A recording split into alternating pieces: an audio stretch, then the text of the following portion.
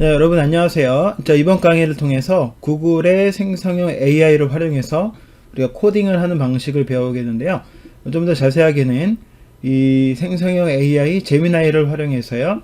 파이썬의 데이터 분석도 여러 가지가 있지만은 그 중에서 통계 분석 중심으로 함께 배워보도록 하겠습니다. 전반적인 목차를 보게 되면은 먼저는 우리가 어떤 데이터가 주어졌을 때 필요한 통계 분석의 기능들이 뭐가 있을지 한번 살펴보도록 하고요. 그리고 자동화된 코딩을 배워볼 텐데요. 대표적인 생성 AI 서비스의 종류에 대해서 보도록 하겠습니다. 그리고 우리가 이 수업에서는 제미나이를 주로 사용할 텐데요. 제미나이를 코딩의 데이터 분석에 활용하는 4가지 방식을 살펴보도록 하겠습니다. 그리고 우리가 분석에 대해서 기초적으로 알아야 될 기본적인 지식이 있는데 데이터 구성의 기초적인 분석의 지식들을 살펴보고 데이터의 인덱싱과 슬라이싱 칼럼에 대해 데이터를 선별하는 방식을 배워보도록 하겠습니다. 그리고 이러한 지식들을 기초로 해서 데이터의 일반적인 통계 분석, 데이터의 필터링, 데이터의 그룹화와 비교 요약에 대해서 같이 배워보도록 할게요. 자, 그러면 첫 번째는 우리가 데이터가 주어졌을 때 데이터의 형태는 다양하겠지만은 어떤 데이터 분석들이 일반적으로 필요할지 같이 데이터를 기초로 해서 살펴보도록 하겠습니다. 자, 여기 데이터, 샘플 데이터가 하나가 있는데요. 자, 보시면 일반적인 데이터죠. 학생들의 성적에 관련된 데이터가 있어요. 학생들의 이름과 학번과 분반, 성별, 중간고사, 기말고사 성적이 있습니다. 자, 이런 데이터가 여러분한테 주어졌다고 보면은 자, 일반적으로 어떤 분석이 필요할까요? 자, 가장 기본적으로는 시험 성적에 대한 분석이 필요하겠죠. 그래서 기말고사의 평균을 구하거나 또는 기말고사 성적 중에서 가장 높은 사람 또 가장 낮은 사람의 성적을 궁금해 할 겁니다. 그리고 성적의 중위값이라든가 분산 표준 편차가 필요할 수도 있겠죠. 자, 또 보게 되면은 성적 순으로 정렬을 해서 어떤 사람들이 성적을 잘 받는지 또는 못 받는지 확인해 볼 수 있고요. 성적 상위 3명의 이름과 성적 또는 하위 몇 명의 이름과 성적을 확인할 수도 있습니다. 그리고 특정 등수가 궁금할 수 있죠. 1등은 누구냐, 10등은 누구냐, 15등은 누구냐 이런 식으로 특정 등수에 대한 이름과 성적 이런 데이터들이 궁금할 수도 있을 것입니다. 자, 다음으로 또 비교 분석도 하고 싶겠죠. 여기 보면은 데이터가 분반이 있어요. A 분반도 있고 B 분반도 있고 성별이 남자도 있고 여자가 있는데 이 둘을 비교하고 싶을 겁니다. 그래서 분반별로 어느 반이 기말고사가 돕냐, 그들의 평균이라든지 다른 최대 최소라든가 중위값 비교해 볼 수 있고요. 또는 성별로 비교해 볼 수도 있겠죠. 자, 이 외에도 더 복잡한 분석이 있겠지만 일반적으로 자, 이러한 분석을 필요로 할 겁니다. 자, 하나 더 볼게요. 자, 이번에는 직장인들의 월급 데이터가 있습니다. 직장인의 아이디와 자, 연령대, 나이, 월 급여액, 자, 근로시간과 성별과 이런 내용들이 들어있어요. 이런 데이터가 주어졌다면 여러분들 어떤 분석을 하고 싶을까요? 자, 먼저 기본적으로 월급의 평균은 얼마일까 궁금하죠. 월급의 평균을 구해볼 수도 있고 가장 높은 월급, 가장 낮은 월급을 찾아볼 수 있겠죠. 또 평균뿐 아니라 중위값을 확인해 볼 수도 있고요. 그 외에 1분위, 2분위, 3분위 이런 값들도 확인하는 것이 의미가 있겠습니다. 자, 또 하나 비교 분석을 한다면은 여기도 마찬가지로 이제 성별이 있고요. 경력이 있고 연령대도 있고 한데요. 자, 이러한 기준에 따라서 기준을 구분으로 해서 월급의 차이를 비교해 볼 수도 있을 겁니다. 자, 그래서 이번 강의에서는 이렇게 데이터가 주어졌을 때 우리가 일반적으로 많이 하게 되는 이런 분석에 대해서 살펴보도록 할 건데요. 자, 그래서 우리가 이 강의를 통해 배울 함수들을 정리해 보면은 먼저 데이터가 주어졌을 때 특정 칼럼에 최대, 최소, 평균, 또 분산, 표준 편차 이런 값들을 구하는 기능들을 배우겠고요. 1분위, 2분위, 3분위 통계 값을 찾아보고 성적 순으로 정렬하거나 성적의 상위 몇 명을 추출하거나 또는 하위를 추출할 수도 있겠죠. 상위 몇 명의 이름과 학과 성적 이런 특정 칼럼을 추출할 수도 있겠습니다. 그리고 이 데이터에서 어떤 우리가 원하는 조건을 주고 그거에 맞는 레코드를 추출하는 쿼리 기능도 배워보겠고요. 분반별 인원이라든가 성별 인원이라든가 자, 이런 레코드의 개수를 확인하는 기능들까지 배워보도록 하겠습니다. 자, 그러면 두 번째 챕터로 와서 진행해 볼게요. 두 번째 챕터는 자, 생성형 AI 서비스를 코딩에 활용하기 위해서 자, 어떤 데이터 서비스들이 어떤 생성 AI들이 있는지를 살펴보도록 하겠습니다. 자, 최근에는 자, 화면에 보이는 것 외에도 굉장히 다양한 AI 서비스들, 코딩에 이용하는 서비스들이 있지만은 대표적인 것만 간단하게 이름을 확인해 볼게요. 챗GPT 여러분 많이 들어보셨죠? 자, 오픈 AI에서 개발해서 가장 범용적으로 가장 많이 사용되고 있는 챗GPT. 자, 코딩에도 아주 유용하게 사용을 할 수 있고요. 그 다음에 구글의 제미나이라는 서비스가 있습니다. 제미나이는 우리가 초창기에는 바드라는 이름으로 서비스가 시작이 되었는데 얼마 전에 제미나이 이름으로 변경이 됐고요. 우리가 수업에서는 이번 강의에서는 구글의 콜앱에 연동해서 자동화된 코딩을 활용할 수 있기 때문에 제미나이 중심으로 수업을 진행을 할 겁니다. 그 외에도 마이크로소프트의 코파일럿 서비스가 있는데요. 최근에는 깃허브와 연동을 해서 AI 코딩을 해주는 서비스들이 깃허브와 깃허브 코파일럿이라는 이름으로 깃허브 환경에서 자동화된 코딩을 제공하는 서비스도 있습니다. 그 외에 뭐 카엣이라든가 리플릿이라든가 좋은 서비스들이 있지만은 우리는 가장 접근하기 쉬운 구글의 제미나이 서비스를 수업에서 활용해 보도록 하겠습니다. 이런 AI 서비스들을 여러분들 활용하다 보면은 장점의 경우에는 우리가 다양한 분야의 생성의 AI가 아주 유용하게 활용될 수 있지만 특히 이제 코딩 관련된 분야에서는 코딩에 관련된 데이터가 온라인상에 매우 충분하기 때문에 이 데이터로 학습을 해서 여러분의 질문에 대체로 정확한 정보를 제공을 해주고요. 그리고 자주 사용되는 코딩의 패턴이 있겠죠. 이 패턴들을 제공을 하기 때문에 코딩의 효율성을 매우 높일 수가 있습니다. 자, 한계점이라고 보면은 물론 이런 한계점들은 계속 개선이 되겠지만은 자, 두 가지만 언급을 해보겠습니다. 자, 최신의 변경된 코딩 기술에 대해서는 적절한 답을 못하는 경우가 있습니다. 자, 이거 당연하겠죠. 과거의 데이터를 통해서 학습을 했기 때문에 최근 몇 개월, 1년 내에 나온 코딩 패턴이라든가 새로운 방식에 대해서는 답을 못 해주는 경우들이 있습니다. 또 하나, 같은 질문에 대해서 다른 답을 제공을 하는데요. 자, 이것도 생성형 AI에서 단점보다는 장점으로도 볼 수가 있는데 질문을 동일하게 해도 사람처럼 다양한 답을 해줍니다. 근데 그 답들이 여러분 작업을 하다 보면은 잘못된 답을 제공할 때도 있고요. 미완성된 답을 제공할 수도 있습니다. 이런 것들을 질문을 프롬프트를 여러분이 적절히 변경해서 올바른 코딩 결과를 이끌어내야겠죠. 자, 이러한 점들을 고려해야 된다는 거 간단히 언급하고 넘어가겠습니다. 자, 그리고 이제 코딩을 이런 생성형 AI 서비스를 활용해서 코딩을 어떻게 활용할 수 있는가? 당연히 코드를 자동 생성을 할 수 있죠.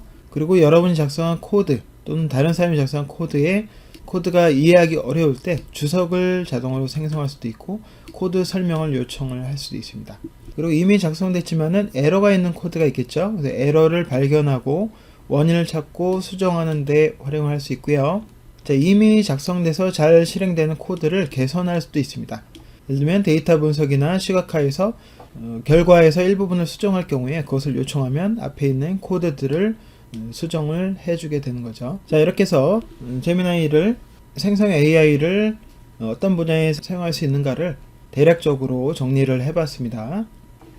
자, 이번에는 이제 세 번째 단락으로 넘어갈게요. 세 번째에서는 이 제미나이를 코딩에 이용하는 몇 가지 방식들에 대해서 배워보도록 하겠는데, 자, 저는 코딩에 제미나이를 이용하는 방법을 네 가지로 정리를 해서 알려드리려고 합니다.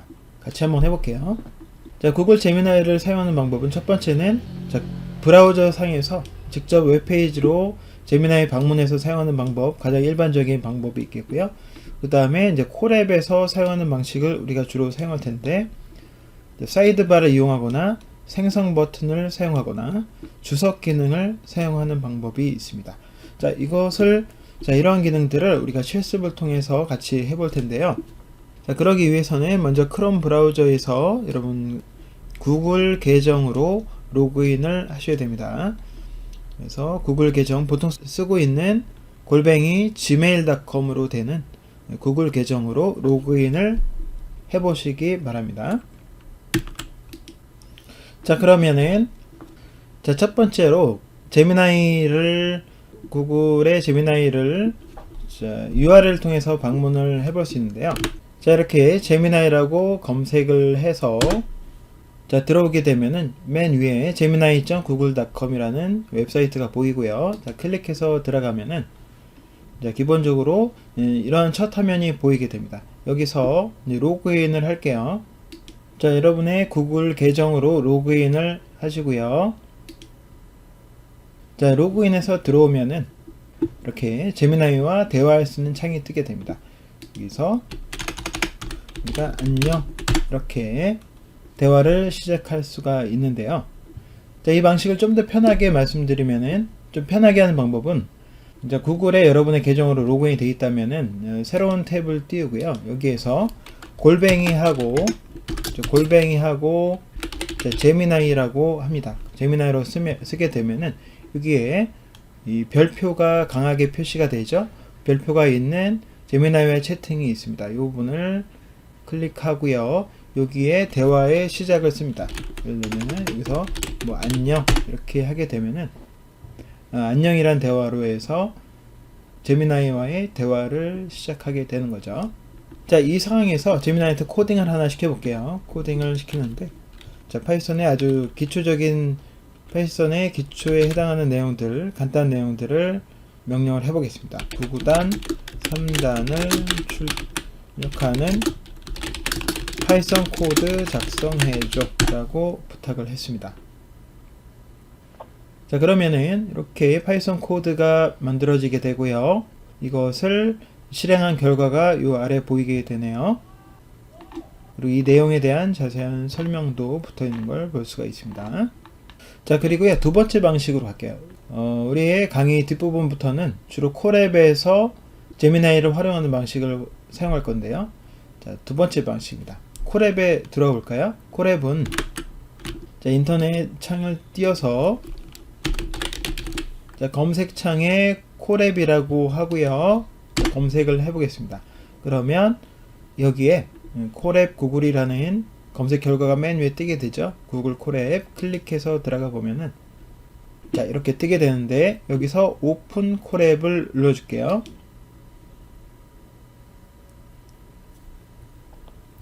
자, 오픈 콜앱을 누르면은 만약에 여러분이 로그인이 되어 있는 상태라면은 노트 열기라는 자, 이런 창이 뜨게 되고요. 만약에 로그인이 안 된 상태다 그러면은 로그인 하라는 창이 뜰 거예요. 방금 우리가 같이 로그인 했기 때문에 여러분 대부분 자, 이런 창이 떴을 겁니다. 여기에서 작업을 위해서 새 노트로 시작할 수도 있지만은 우선은 취소를 눌러볼게요. 그러면 이 콜앱에 대한 간단한 소개와 설명들이 나오게 되고요. 자, 이 환경에 대한 자세한 설명은 넘어가도록 하고 우리가 바로 작업을 들어가 볼게요. 파일에 가서 드라이브에 새 노트북을 누릅니다. 그러면은 별도의 탭이 만들어지면서 이 작업할 수 있는 코딩할 수 있는 환경이 뜨게 돼요. 자, 여기에 이렇게 코딩을 시작하거나 AI 코드를 생성하세요 라고 떠 있죠. 자, 이미 코딩을 배워보신 분들은 알겠지만은 여기서 파이썬 코딩을 명령을 줄 수 있는데 가장 기본적인 프린트 헬로라는 명령을 주겠습니다. 이렇게 한 다음에 Shift 엔터로 실행을 하게 되면은 이 헬로라는 것이 화면에 이 아래쪽에 출력이 될 텐데요. 이 처음에는 이렇게 연결 중이라는 게 떠서 바로 답이 나오지 않고 잠깐 한 5초 정도 기다리는 시간이 필요합니다. 그 다음에 이제 실행이 돼서 아래 보여지게 되죠. 자, 그런데 우리는 이렇게 코딩을 직접 쓰지 않고 AI 기능을 사용할 거예요. 그러면은 자, 이게 두 번째 방식에 해당하는 우측 사이드바를 사용해 보겠습니다. 우측 사이드바는 자, 이렇게 화면이 존재하게 되는데 여기 오른쪽에 보게 되면은 여기 제미나이라는 별표 옆에 제미나이라는 버튼이 있죠. 이 부분을 클릭하게 되면은 오른쪽에 사이드바가 생기게 되는데 이 아래쪽에 메시지를 입력할 수 있습니다. 자, 프롬프트를 입력하는 거죠. 자, 2구단 3단을 출력하는 코드 작성 이렇게 명령을 해보겠습니다. 자, 그러면은 자, 이 부분에 이 명령에 대한 프롬프트에 대한 답이 나오고요. 코드가 제시가 되고 그 아래 설명도 보이죠? 이 코드를 직접 실행하기 위해서는 코드를 여기 복사 버튼을 눌러서 복사한 다음에 새로운 셀에 붙여넣기를 해보겠습니다. 컨트롤 V로 붙여넣기 하고 실행할 때는 Shift 엔터로 하게 되면은 자, 이 부분에서 9구단 3단의 코드가 실행되는 것을 볼 수가 있죠. 자, 여기 오른쪽 사이드바에서 명령을 할 때 콜앱에 제미나이한테 명령을 할 때 이 콜앱 안에 들어있는 제미나이는 코딩에 관련된 파이썬 코딩에 관련된 답변만 해주기 때문에 여기 명령에 이걸 하는 파이썬 코드를 만들어줘, 작성해줘 이렇게 길게 쓸 필요 없고요. 자, 9구단 3단이라고만 해도 얘는 파이썬 코드를 작성하는 일을 하게 될 겁니다. 자, 그렇죠? 자, 여기가 방금 진행한 바와 같이 우리가 길게 파이썬 코드를 작성해줘 라고 쓰지 않아도 당연히 파이썬 코드를 작성해 주게 됩니다. 자, 지금 활용한 요 오른쪽의 제미나이 사이드바는 X를 눌러서 이렇게 닫을 수 있고요. 필요하면은 다시 눌러서 확장할 수가 있겠네요. 자, 두 번째 방식으로 가볼게요. 방금 했던 것이 두 번째였고요. 이번엔 세 번째 방식. 콜앱 환경에서 생성이라는 버튼을 눌러서 이 생성 기능을 활용해 보겠습니다. 자, 코드 셀에 여기 생성 밑줄이라고 된 부분 있죠? 여기를 클릭하는 건데, 자, 같이 해볼게요. 여기 아래쪽에는 새로운 셀에 생성이라는 버튼이 있죠? 이 부분을 클릭하게 되면은 여기 생성이라고 우리가 프롬프트를 입력할 수 있는 부분이 나오게 됩니다. 여기에다가 9구단 5단 출력이라고 명령을 하고 엔터를 치게 되면은 이거에 대한 코드를 작성해서 아래 셀에 바로 보여지게 하죠. 이거 사이드바에서는 복사해서 붙여넣기를 해야 되는데 이 생성 기능에서는 바로 코드가 나오게 됩니다. 여기서 실행해 볼까요? Shift 엔터로 실행을 하게 되면 이 결과가 아래쪽에 실행이 되죠. 자, 다음으로 자, 마지막 네 번째로는 주석 기능을 사용해 보도록 하겠습니다. 주석 기능. 파이썬의 주석을 이제 설명을 입력하는 부분이라고 하죠. 이 샵을 쓴 다음에 텍스트를 쓰게 되면은 이것이 코드가 아니라 주석으로서 역할을 하게 되는데요. 이 주석을 쓴 다음에 잠시 대기한 다음에 엔터를 치게 되면은 그거에 대한 코드를 작성해 주게 됩니다. 자, 와서 해볼게요. 자, 여기에서 자, 맨 밑에 있는 셀에서 샵을 쓰고요. 자, 9구단 7단 출력. 자, 9구단 7단 출력이라고 하고 잠깐 기다린 다음에 우리가 엔터를 치게 되면은 자, 추가로 설명드리면은 이 샵으로 주석으로 코드를 작성하는 방식은 코드가 항상 좋은 결과를 보장하지는 못합니다. 하다 보면 앞에서 배운 방식보다는 결과가 좀 이상하게 나오는 경우들이 많이 있고요. 그리고 코드가 항상 나오는 것도 아니에요. 그러니까 콜앱 시스템의 상황에 의해서 어떤 경우는 코드가 나오다가 어떤 경우는 안 나오기도 하고 이렇게 상황에 따라 다른 점이 있고요. 주석의 내용에 따라서 주석이 꼭 어려워서가 아니라 쉬운 주석이긴 한데 결과를 그거에 대한 학습 내용이 없는지 결과가 안 나오는 경우들도 있습니다. 자, 그것을 고려해서 한번 같이 해볼게요. 자, 셀에다가요 샵이라고 쓰고 자, 아주 간단한 코딩을 부탁해 볼게요. 자, 헬로 월드를 출력하는 코드. 자, 이렇게 하고 잠시 기다렸다가 엔터 키를 쳐보겠습니다. 그러면은 이렇게 프린트 헬로 월드가 나오게 되죠. 여기서 탭 키를 누르면은 코드가 완성이 되고요. 완성이 됐으면은 Shift 엔터로 실행을 할 수 있겠죠. 자, 이렇게 주석을 통해서 코드가 잘 만들어지는 예를 하나 봤고요. 자, 이번에는 앞에서 했던 9구단을 다시 해볼게요. 샵 쓰고 자, 9구단 3단을 출력하는 코드 이렇게 하고 잠시 기다렸다가 엔터를 치게 되면은 자, 지금은 코드가 잘 나오네요. 여기서 또 탭 키로 완성을 하고 실행을 할 수가 있습니다. 자, 지금은 코드가 잘 나오고 있는데요. 한 번만 더 해볼까요? 샵 9구단 7단을 출력하는 코드 그리고 엔터를 치게 되면은 자, 지금도 답이 잘 나오네요. 자, 지금 의도치 않게 답이 계속 잘 나오고 있는데요. 자, 제가 지금 보여줬을 때 모든 코드들이 모든 주석에 대해서 답이 잘 나오고 있는데, 사실 제가 이 강의를 준비하는 과정에서 이 동일한 코드를, 동일한 주석을 입력했을 때, 코드가 정상적으로 코드가 안 나온 경우들이 더 많았거든요. 근데 지금 다행히 잘 나오긴 하는데, 여러분들이 개별적으로 실습을 하실 때 이렇게 샵 쓰고 잠시 기다렸다가 탭을 친다고 해서 코드가 항상 이렇게 나오는 게 아니고 안 나올 때도 많이 있을 거예요. 자, 그것은 주석이 일반적으로 많이 사용되는 경우가 아니거나 또는 콜앱 서버가 지금 하는 일이 많거나 그럴 때 이 결과가 제대로 안 나오게 되는 거를 이해하셨으면 좋겠습니다. 자, 그러면 이제 데이터 분석으로 들어갈 텐데요. 데이터 분석에 앞서서 우리가 기초적인 이론적인 이해를 해보도록 할게요. 물론 제미나이를 통해서 여러분이 코드를 전혀 할지 몰라도 자동적인 코드로 데이터 분석을 할 수 있는데, 그렇더라도 기본적인 코드에 대한 이해가 없으면 결과를 해석하고 활용하는 데 한계가 있기 때문에 기본적인 공부를 같이 해보도록 하겠습니다. 자, 먼저 용어에 대한 걸 보게 되면은, 자, 어떤 데이터가 이렇게 주어졌을 때요, 이 데이터에서 가장 기본적으로 레코드라는 것을 표현하죠. 레코드는 자, 하나의 개체에 대한 정보를 담고 있는 묶음이라고 합니다. 묶음이라고 설명되는데요. 자, 여기 이제 회원 정보라고 치면은 한 명의 회원이 들어왔을 때 이게 하나의 묶음으로 들어오겠죠. 이 단위를 레코드라고 합니다. 그리고 칼럼이란 것은 데이터셋에서 특정 속성을 의미한다 그랬죠. 자, 이 데이터에는 이름이라는 속성이 있고요. 나이라는 속성이 있죠. 그리고 주소라는 속성이 있습니다. 자, 세 개의 속성, 세 개의 칼럼이 있는 건데, 자, 이것을 다른 말로 데이터 분석에서 특징, 피처라고도 하고요. 필드라고도 하고, 변수라고도 하고, 속성, 어트리뷰트라고도 합니다. 이렇게 다양한 용어를 쓰는 거 기억해 두시고요. 그리고 이걸 다른 말로 우리가 데이터를 행과 열로 구분되어 있는 행열, 매트릭스라고 표현을 하잖아요. 그래서 행은 영어로 row인데요. 이 row가 가로축에 해당이 되죠. 그래서 이 행이란 것은 레코드와 같은 단어로 이해할 수 있고, 이 열이라는 것은 세로죠. 이 세로선. 그래서 이 세로선인 열은 번역하면 그대로지만은 칼럼, 속성이라고 여러분 이해할 수 있습니다.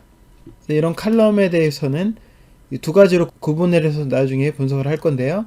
수치형 칼럼, 뉴메리컬 칼럼이라 그래서 정수나 실수, 그러니까 나이, 몸무게, 소득 등 이렇게 숫자로 표현되는 것들 수치형 칼럼으로 볼 수 있고요. 범주형 칼럼, 뭐 성별이라든가 학과라든가 취미라든가, 자, 이렇게 글자 중심으로 표현되는 칼럼을 범주형 칼럼이라고 얘기를 합니다. 자, 그러면은 어떤 데이터를 우리가 불러왔을 때 그 데이터에서 기본적인 함수, info 함수, describe 함수, head, tail 함수, 자, 이런 걸 가지고 데이터의 구조를 살펴보도록 할게요. 데이터 분석을 할 때 우리가 어떤 파일로 된 데이터를 업로드할 수도 있지만은 우리가 간단한 접근을 위해서, 간단한 실습을 위해서, 자, 콜앱에서 기본적으로 제공하는 예제 데이터를 불러서 써보겠습니다. 자, 코드를 작성할 수 있지만 우리 이번 강의에서는 제미나이를 이용하는 것이 하나의 포인트이기 때문에 코드를 직접 쓰지 않고 제미나이 활용을 해볼게요. 자, 마지막에 배웠던 샵 쓰고요. 자, 팁스. 자, 팁스 예제 데이터 불러오기. 예제 데이터를 불러오고자 합니다. 그래서 엔터를 치게 되면은, 자, 보통 C본에 들어있는, 우리가 익숙하지 않는데 C본이라는 라이브러리에 들어있는 팁스라는 데이터를 불러올 수 있거든요. 자, 이 주석을 실행을 하고요.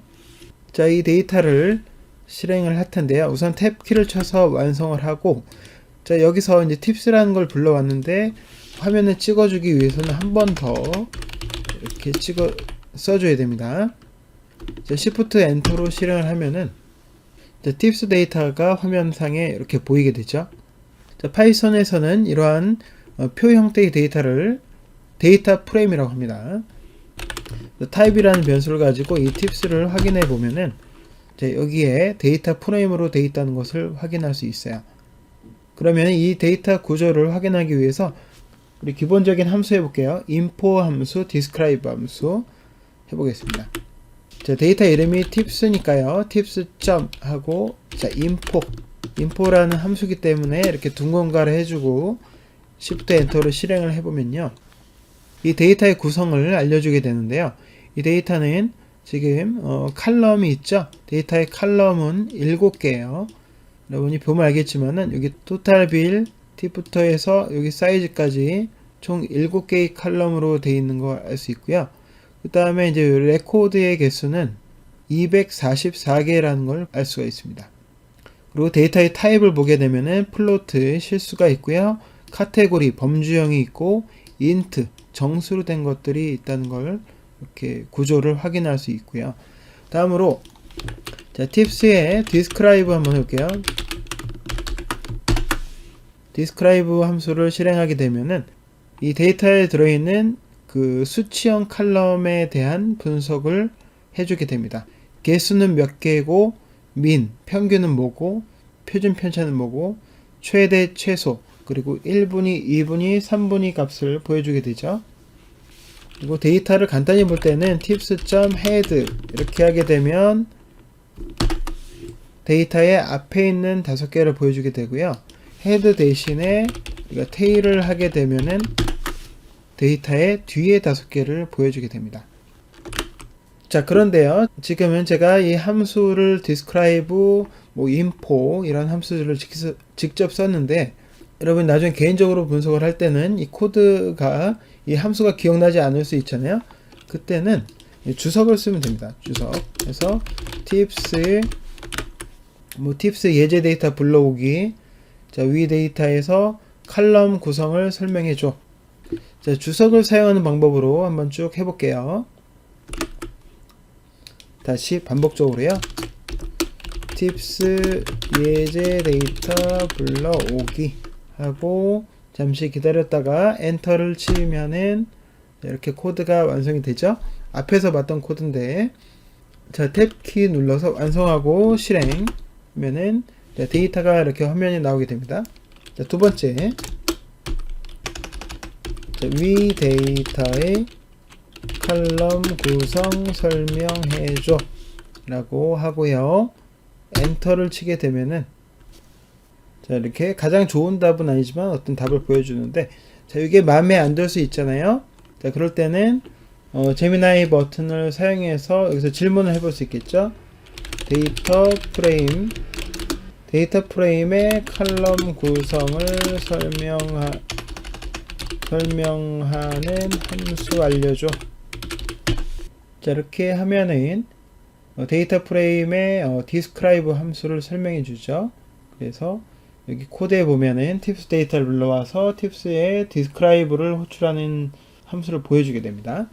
이런 걸 활용해서 여러분들이 코드를 작성해 나갈 수도 있어요.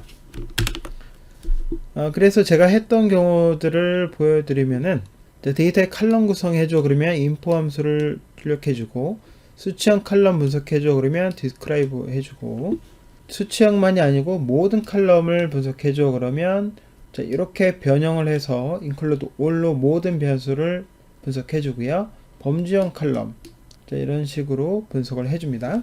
근데 앞에서 얘기 드렸듯이 자, 이런 주석을 썼다고 해서 항상 저와 동일한 결과가 나오는 건 아니기 때문에 마음에 들지 않는 결과가 나오면은 여러분들이 이제 다른 방식으로 또 해결을 하셔야 됩니다. 자, 이제는 넘어가서 다음으로 5번째 데이터 인덱싱과 슬라이싱 칼럼 선택 방식을 배우도록 할게요. 자, 먼저 인덱싱 방식을 해볼 텐데요. 이걸 위해서 자, 리스트에서 인덱싱을 먼저 잠깐 설명을 드리면은 자, 리스트는 자, 이렇게 하나의 변수 안에 여러 개의 값들이 들어가 있는 건데요. s하고 이렇게 대괄호, 꺽쇠괄호 한 다음에 이렇게 90, 80, 70, 60, 50 5개의 값을 넣어주고요. 그렇게 되면은 이렇게 기차처럼 데이터가 5개가 연달아 존재하게 되는 거죠.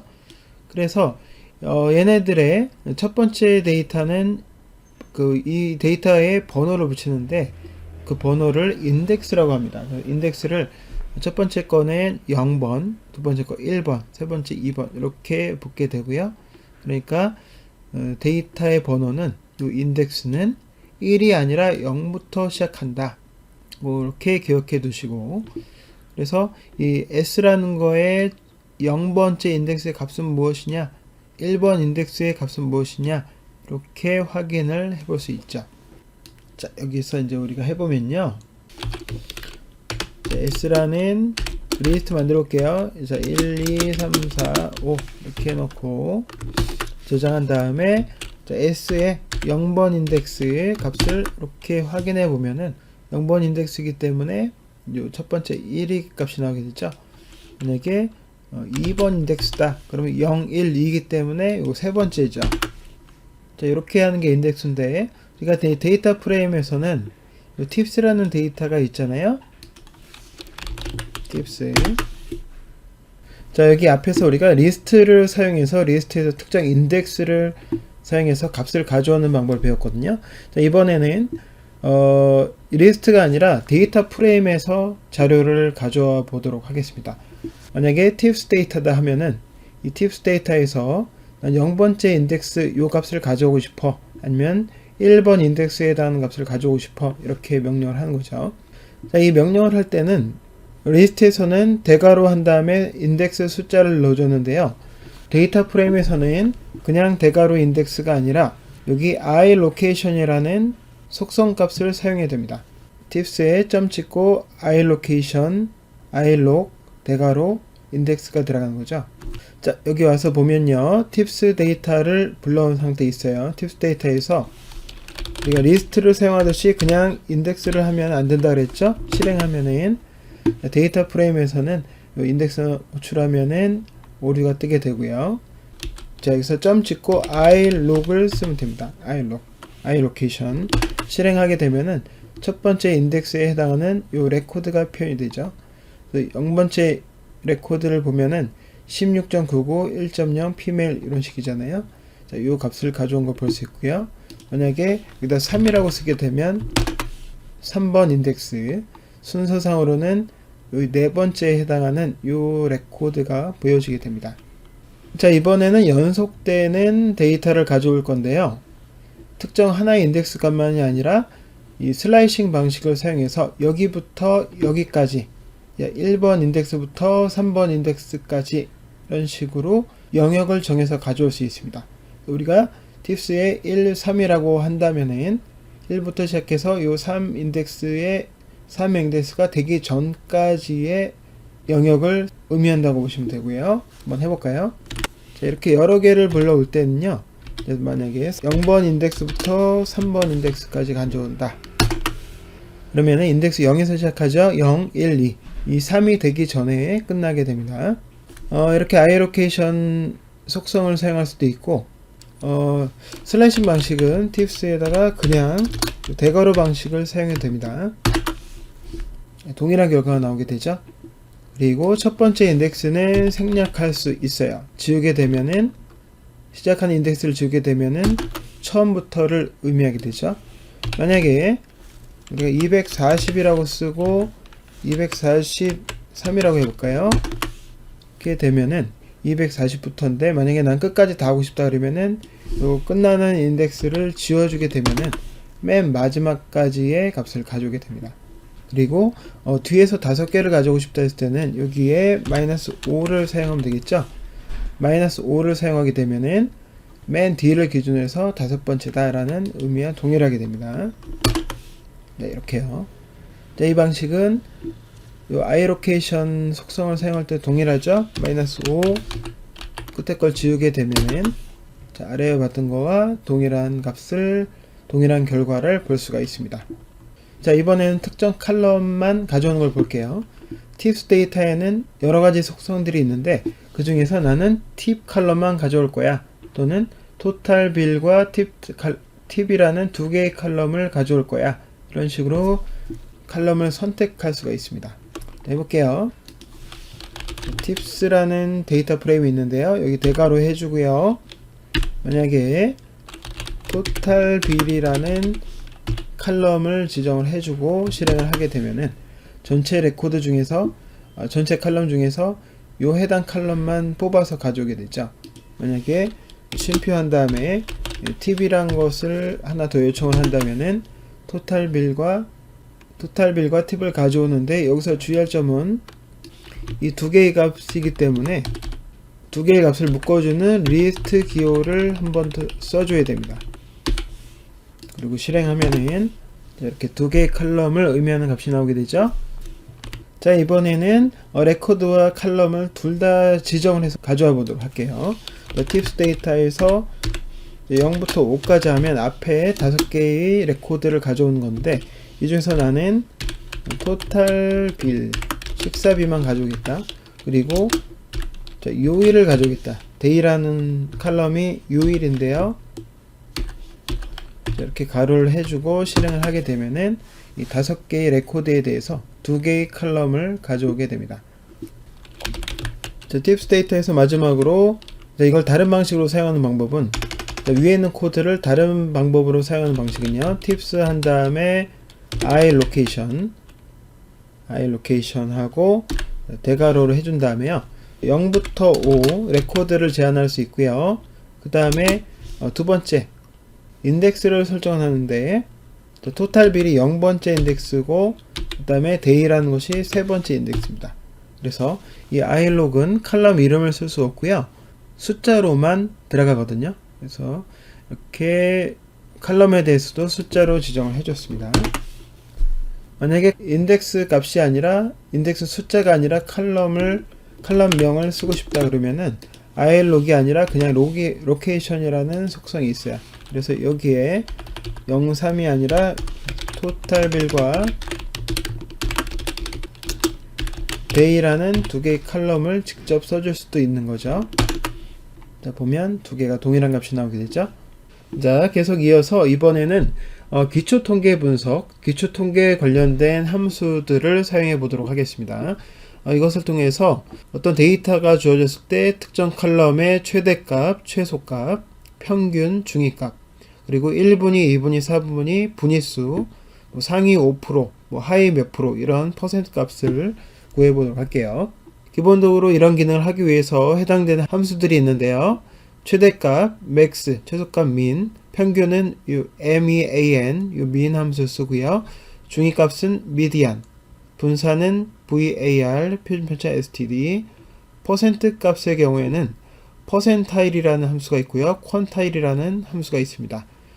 둘 다 비슷한 기능을 하지만은 약간 사용법이 다른데요. 이따 코드를 보면은 여러분 알 수가 있습니다. 사용 방식을 설명을 드리면은, 자, 팁스 데이터에서요, 팁스 데이터 안에 토탈 빌이라는 칼럼이 있는데, 그 칼럼의 최대값을 구하고 싶다 그러면은 팁스 데이터에 이렇게 꺽쇠가로 대괄호 한 다음에 칼럼 이름을 넣어주죠. 이거의 최대값은 점 찍고 max를 써주면 됩니다. 팁 칼럼의 최대값, 최소값은 min을 해주고요. 특정 칼럼의 또 평균값을 이렇게 구할 수 있어요. 표준 편차는 std 함수고요. 자, 이런 방식으로 사용하게 되는데, 여러분들이 코드를 직접 사용하지 않아도 제미나이의 AI 기능을 사용해서 우리가 코드를 쉽게 만들어낼 수가 있습니다. 자, 같이 한번 해보도록 할게요. 자, 지금 우리가 콜앱에서 팁스라는 데이터를 사용하고 있죠. 팁스 데이터가 있는데, 이 중에서 우리는 토탈 빌이라는 식사비 칼럼의 최대값을 한번 찾아볼게요. 그러면은 직접 코드를 써도 되지만은 주석을 사용해서 팁스 데이터의 토탈 빌 칼럼의 최대값을 구한다. 자, 이렇게 주석을 써주고요. 잠시 기다렸다가 엔터를 쳐주면은, 자, 이렇게 이거에 대한 값을, 코드를 작성을 해주죠. 자, 이게 항상 나오는 게 아니고 안 나올 수도 있어요. 그럴 때는 여러분 다시 여기서 잠깐 기다렸다가, 좀 더 기다렸다가 엔터를 치게 되면은 코드가 나와주고요. 그러면은 탭키를 눌러서 코드 완성하고 Shift 엔터로 실행을 하면 되겠습니다. 자, 이렇게 해서 코드가 안 나오는 경우에는 이 아래쪽에는 생성 버튼을 눌러서 할 수도 있는데요. 생성 버튼 눌러서 동일하게 팁스 데이터의 토탈 빌 칼럼 최대값 여기다가 이렇게 명령을 하고 엔터를 치게 되면은 얘는 항상 답을 내주겠죠. 주석의 경우에는 답을 안 내주는 경우도 있지만은 얘는 항상 내주게 되고요. 여기에 우리가 원하는 코드를 만들어내서 출력까지 해주네요. 자, Shift 엔터로 실행해 보면은 최대값 50.81이라는 값을 보여주게 됩니다. 자, 여러분이 코딩을 하실 때 처음에 주석으로 간단하게 명령해 보시고 그렇게 해서 적절한 답이 안 나올 경우에는 생성 기능을 생성 버튼 눌러서 이렇게 프롬프트를 입력해 주면은 적절한 코드가 대부분 나오게 됩니다. 다음에 이번엔 중위값을 한번 구해볼게요. 중위값 특정 컬럼의 중위값 가운데 있는 값인데요. 이제 팁 컬럼의 중위값을 한번 구해볼게요. 여기에 샵 쓰고 팁 컬럼의 중위값 구하기 이렇게 해서 엔터를 쳐볼까요? 자, 지금도 답이 잘 나오네요. 물론 여기 쓰는 방식이 앞에서 했던 거랑은 제가 강의에서 언급한 거와는 다른 방식인데 이렇게 칼럼을 대괄호를 안 해도 이런 식으로 표현할 수 있습니다. 탭키 눌러서 완성해서 Shift 탭으로 실행해 줄 수 있고요. 혹시라도 이런 결과 안 나오게 된다면은 생성 버튼 눌러서 이런 프롬프트를 입력을 해주고 프롬프트를 좀 더 명확하게 하기 위해서 팁스 데이터에서 팁스 데이터의 팁 컬럼의 중위값 구하기 이렇게 명령을 해주면은 답이 깔끔하게 나오죠. Shift 엔터로 실행할 수가 있겠습니다. 자, 이 다음에는 분위수 값을 구해 볼게요. 1분위, 2분위, 3분위 샵 쓰고요. 자, 팁스 데이터의 토탈 빌 컬럼의 1분위, 2분위, 3분위 구하기 이렇게 주석을 써준 다음에 엔터를 치게 되면은 지금은 결과 안 나오는데요. 다시 올라가서 한 글자 정도 다시 써주고 좀 더 기다렸다가 엔터를 쳐주면은 이렇게 답이 나오네요. 탭 눌러서 완성을 하고요. 지금 보면은 코드에서 불필요한 코드들도 있어요. 중복되는 코드가 있기 때문에 이게 지워줘도 괜찮겠네요. 지워주고 우리가 원하는 코드는 사실 요만큼만 있으면 되죠. Shift 엔터로 실행이 됩니다. 1분이 25%, 2분이 50%, 3분이 75%의 요 값들이 얻어지게 되죠. 자, 퀀타일이라는 함수는 이렇게 소점을 해서 0.25는 25%를 의미하고 0.5는 50%에 해당이 되겠죠. 자, 이것도 혹시나 이렇게 해서 답이 적절히 나오지 않으면은 생성 버튼 눌러서 해보는 방법도 있겠죠. 동일하게 팁스 데이터의 토탈 빌 컬럼의 1분위, 2분위, 3분위 엔터를 치게 되면은 자, 이렇게 결과가 나오게 됩니다. 자, 결과는 동일하죠. 자, 분위수 값을 이렇게 구해봤고요. 이번에는 상위 몇 프로의 값 또는 하위 몇 프로의 값을 한번 구해보도록 할게요. 자, 샵 해주고요. 팁스 데이터의 팁스 데이터는 어차피 지금 코드에서는 팁스 데이터를 계속적으로 사용하기 때문에 안 써줘도 되지만은 명확하게 하기 위해서 반복적으로 써줬고요. 팁스 데이터의 토탈 빌 컬럼의 상위 5% 값 구하기 이렇게 해서 엔터를 쳐주면은 자, 지금 아래 코드가 제시가 됐는데 아주 엉뚱한 코드가 제시가 되고 있네요. 자, 지금 같은 경우는 지워버리시고요. 이 코드를 복사해서 잘라내게 해서 생성 버튼 눌러서 동일하게 명령을 해주면은 아까처럼 이상한 경우가 나오는 경우가 줄어들게 되고 대체로 적절한 값이 나오게 됩니다. 그렇죠? 퀀타일 0.95 그래서 95% 상위 5%에 해당하는 값을 보여주게 되죠. 그래서 지금 봤듯이 이 주석으로 사용했을 경우에 프롬프트를 사용하는 것보다는 엉뚱한 코드가 제시되는 경우가 간혹 있기 때문에 이런 것도 고려해야 될 필요가 있습니다. 그래서 이제 제미나이를 통해서 우리 코드를 명령할 수도 있지만은 이런 함수 사용법을 공부할 수도 있거든요. 그래서 한번 질문을 해볼게요. 자, 앞에서 사용했던 이 제미나이 버튼 누른 다음에 메시지에다가요. 데이터 프레임에서 특정 칼럼의 최대값, 최소값, 평균, 중위 값을 계산하는 함수 알려줘. 이렇게 이런 기능에 대한 함수를 물어보고 예제 코드로 사용법 설명해줘. 이렇게 예제 코드도 부탁을 해보겠습니다. 엔터 치게 되면은 잠깐 기다리면요, 이 데이터 프레임에서 우리가 원하는 이런 통계적인 기본 값들을 구하는 방식을 알려주게 되는데요. 자, 코드를 살펴보니까 max, min, median 이런 값들을, 이런 함수들을 사용하는 것을 확인할 수가 있습니다. 그리고 앞에 나왔던 콘타일 함수의 사용법도 여러분이 궁금하다면은 이렇게 질문할 수 있겠죠. 데이터 프레임에서 콘타일 함수 설명해줘, 예제 코드 보여줘 하면은 이런 식으로 데이터를 만들어서 어떻게 사용하는지 예제들을 보여주게 되고요. 이걸 통해 여러분들이 공부를 할 수가 있겠습니다. 자, 다음으로는 데이터 필터링에 대해서 배워볼게요. 데이터 필터링이라는 것은 데이터를 걸러낸다는 거죠. 수많은 데이터 중에서 우리가 원하는 조건에 맞는 데이터만 뽑아내는 것을 필터링, 데이터 분야에서는 쿼리라고 합니다. 자, 이 기능을 같이 배워볼게요. 우리가 팁 데이터를 사용하고 있는데 그 데이터에서 팁을 $6 이상 낸 거래 목록을 뽑아볼 수도 있고요. 팁을 $5 이상 내면서 스모커 칼럼, 흡연자인, 스모커 칼럼이 yes인, 흡연자인 거래 목록을 뽑아낼 수도 있겠죠. 이렇게 여러 가지 조건을 부여할 수 있는데요. 또 이제 방문이 토요일이거나 일요일이거나 또 이런 요일을 기준으로 걸러낼 수도 있겠죠.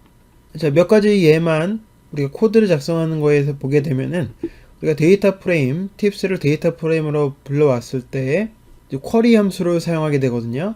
df.query하고 가로 안에다가 따옴표를 해준 상태에서 조건을 써주면 됩니다. 팁 칼럼이 크거나 같다, $6 이상이다, 그런 의미가 되겠죠. 만약에 팁이 $5 이상이고 팁이 5보다 크고 그리고는 엔드 표시하고요. 흡연자이다 그러면은 스모커 칼럼이 yes로 돼 있겠죠. 같다라는 걸 표시할 때는 equal을 2개 표시합니다.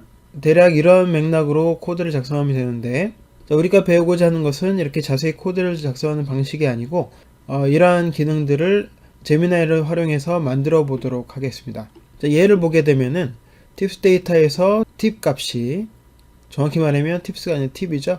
팁 값이 $5 이상인 것을 뽑아내고 싶다 그러면은, 자, 이렇게 주석을 주게 되면은 팁이 5보다 크다, 자, 이런 코드를 만들어내게 되죠.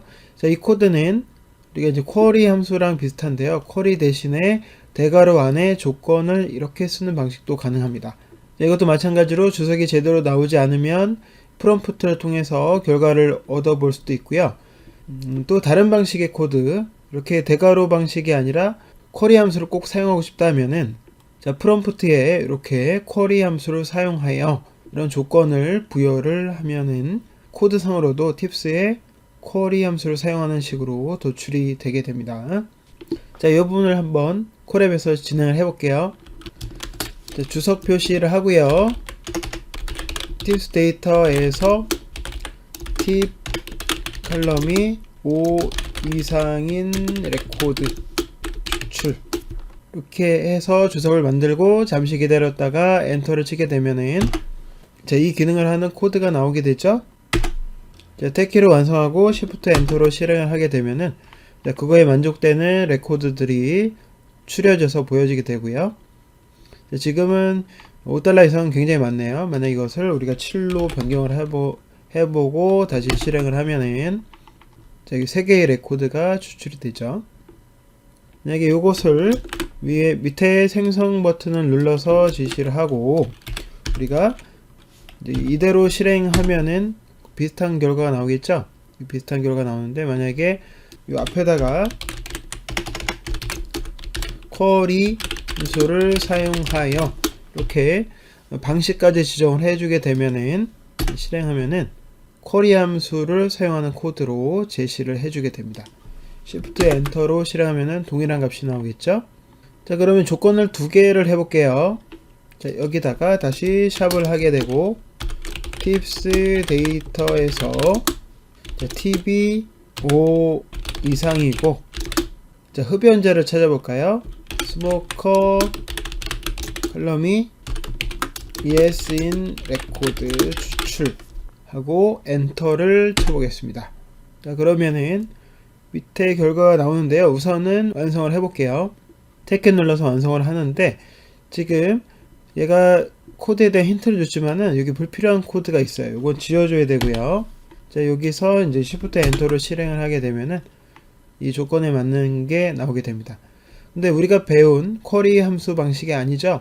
이 대괄호 방식인데 쿼리로 하고 싶다 그러면은 프롬프트를 복사한 다음에 생성해서 붙여넣기 하고, 이 앞에다가 쿼리 함수를 사용하여 이렇게 지시를 해줍니다.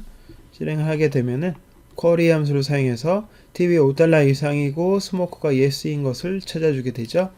실행하면은 값이 이렇게 나오게 됩니다. 이것으로 강의를 마무리하겠는데요. 콜앱에서 제미나이를 활용해서 이런 기본적인 통계 함수들 적용해보는 방식 같이 공부해봤고 마무리하도록 하겠습니다. 수고하셨습니다.